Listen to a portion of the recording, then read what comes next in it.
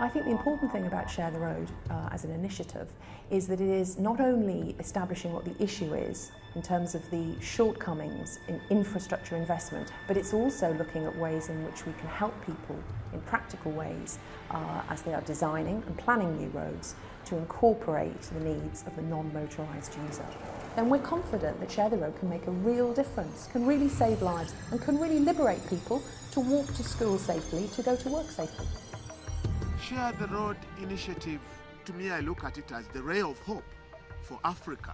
This is the only hope that we can see.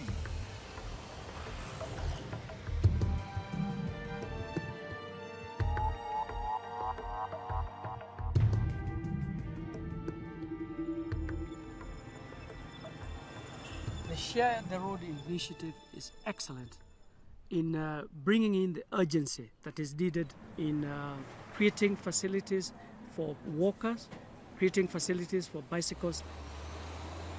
Share the Road initiative that we have now launched here in East Africa, everybody agrees that what is happening right now in terms of road construction isn't rational, but it continues to happen.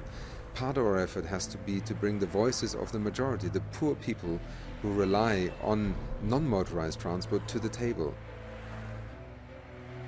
Let me give an example of Kibera slum, which is one of the biggest actually slums in Africa with over 1 million people. Each morning, those people, because they are poor people, each morning they walk to town. But we have no provision, no walkways. We still recognize that the attitude is such that the road is meant for the car. Deaths on the roads are the biggest cause of early deaths for young people around the globe. That's terrifying. And they're costing countries upwards of $100 billion a year. In individual households, these are tragedies in situations where people understandably need mobility to access economic prosperity to which they have a complete right, but they don't have the safe means or an environmentally friendly and therefore relatively inexpensive means of accessing that prosperity. So it's a vicious circle. You're taking your life in your hands to go to work. Your child's taking its life in its hands to go to school. And that's both unfair and economically damaging.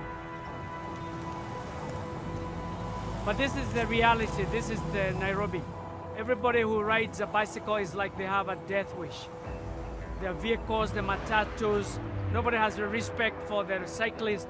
But it is a tough thing. But this is the life we spend in every day. It's tough. But I hope one day, with a Share the Road campaign, one day we'll be having segregated bicycle paths that are safe for all of us to enjoy ourselves. Most people think that road is constructed for the cars only. Now, that has an influence on the leadership of the country, and especially the policymakers. So there is a lot of pressure to construct new roads. There is a lot of pressure for the improvement of the carriageway so that then the roads can have and move smoothly.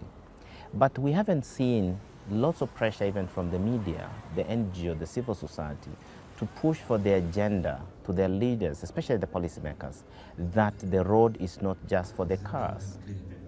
Share the Road has to succeed in forming a new coalition of interests, a coalition between those who plan, those who finance, those who set the policies, and those who actually are the majority of road users, or those who are being marginalized in the use of roads.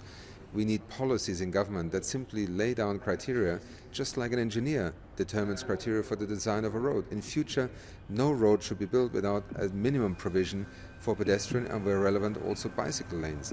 These are not luxury concepts, these are fundamental lessons learned.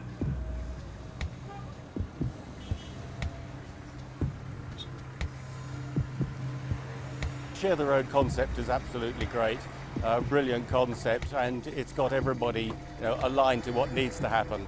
But we've got to make it happen, and making it happen is all about building the roads in a safe and sustainable way. And also it's going to be very important that the roads are maintained. When we did the original IRAP survey, we found that about half of the road safety problems were actually things that should have been fixed as part of routine maintenance.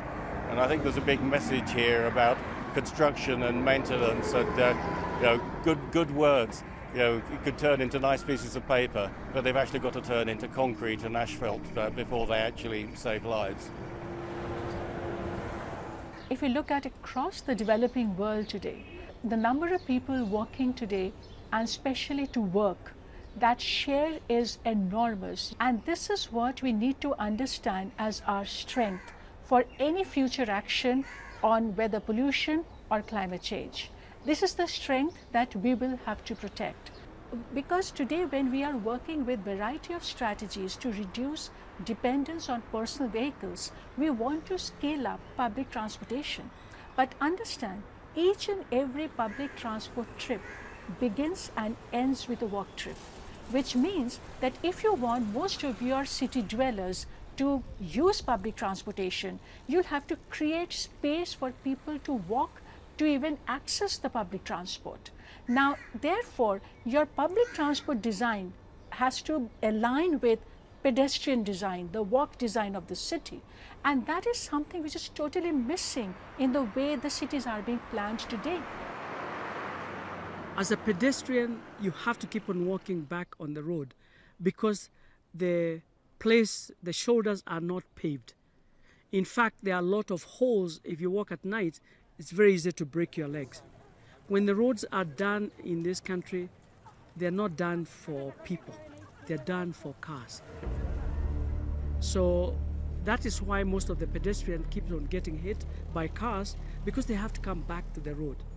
The cyclist is trying to squeeze themselves on the road. They get crushed and they have nowhere to go. So it's a very dangerous place, but we have seen a light at the end of the tunnel. The Decade of Action is being launched around the globe and is going to be focusing on raising awareness of the huge cost of unsafe roads and unsafe driver behaviour. The features to make a safe road are very similar to the features of making an environmentally sustainable road because they centre on protecting the non-motorised user. So, Share the Road is very much part of the family of Decade of Action activities.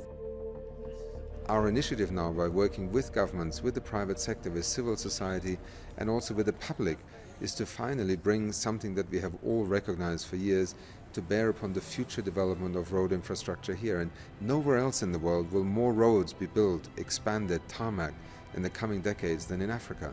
So it is the right place for us to start, and I hope it will set an example of how a coalition around the notion of sharing the road, not to in a sense create a competition of pedestrians and cyclists against car drivers, but rather a new coalition. That has to be the purpose, and I think it will change the way we look at roads in the future.